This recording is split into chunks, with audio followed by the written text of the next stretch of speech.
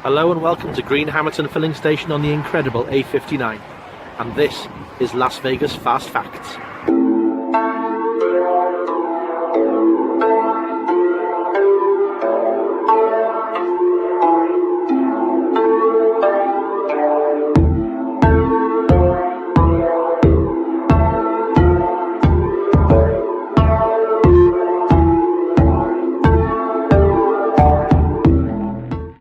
The two ultimate Las Vegas gamblers, Ashley Revel, a British person, and Fred Smith, an American. Ashley Revel decided to sell everything he owned, including his clothes, his car, his watch, added it to the deposit on his flat, and then flew to Vegas, went to the Plaza Hotel and put it all on red. And he won. Came home with $270,000. And then there was Frederick Smith, founder and CEO of FedEx. In the early 70s, FedEx was really on its knees. It had $5,000 to its name. So what you do in such circumstances? Couldn't pay the fuel for its planes, which were on the ground. So Fred Smith flew to Vegas and played blackjack all weekend. He managed to turn that $5,000 into $32,000, which was just about enough to save the business. It had a rescue package shortly afterwards, and now FedEx is worth $25 to $30 billion.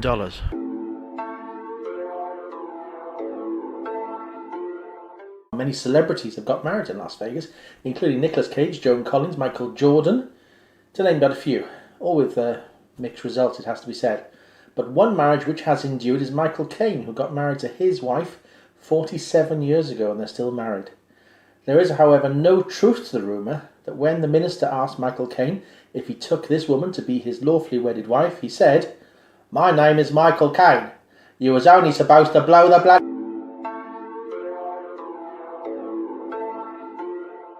There are many examples of Las Vegas casinos being themed as other buildings, but not many other buildings being themed as Las Vegas casinos.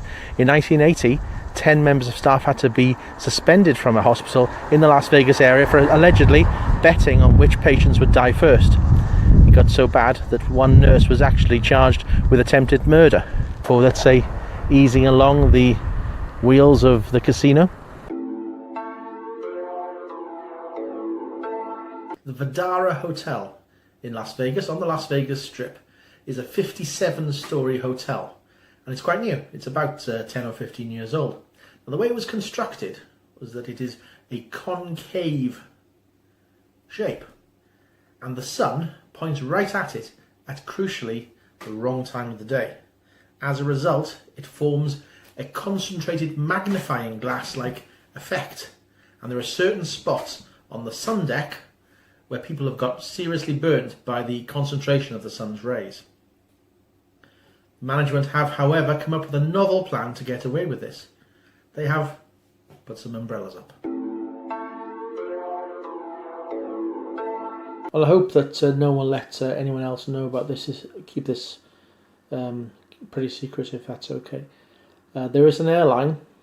If you're ever looking at the aircraft coming into Las Vegas Airport or on the tarmac at Las Vegas Airport, you'll see these particular Boeing 737s that are white with a rather odd red stripe through the middle. These are the secret aircraft of JANET, which is the Joint Air Network for Employee Transport, and they serve US military personnel into secret bases and also some contractors as well into places like Area 51 and the Tonopah Range.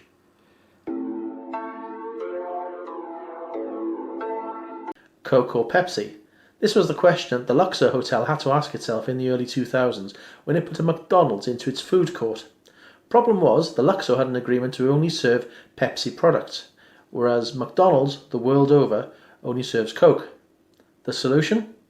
Well, the Luxor and its neighbour next door, the Excalibur, for a short period of time became the only properties in the world to have McDonald's restaurants that served Pepsi. As for myself, I only stick to the real thing. Aldi Cola.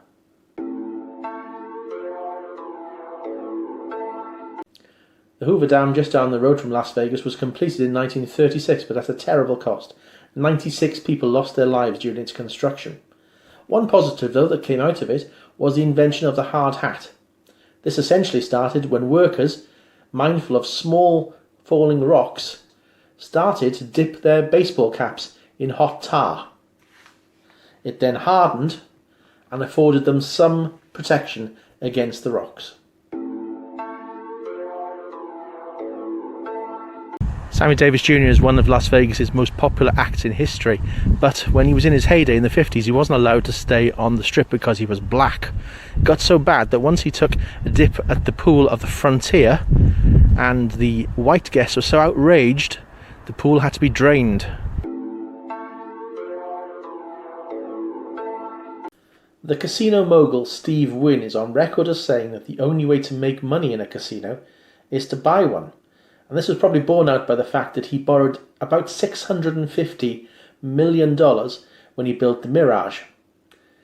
He was expecting to take about 6 years to pay it off, but he managed to do it in 18 months, suggesting that casinos are reasonably profitable. At the height of the Cold War in the 1950s, it became very fashionable for Las Vegas casinos to offer packages for guests to watch the explosions at the Nevada test site. Unfortunately, about 10,000 of them became very ill and ended up suing the US government. My view, surely it's nothing to fall out over.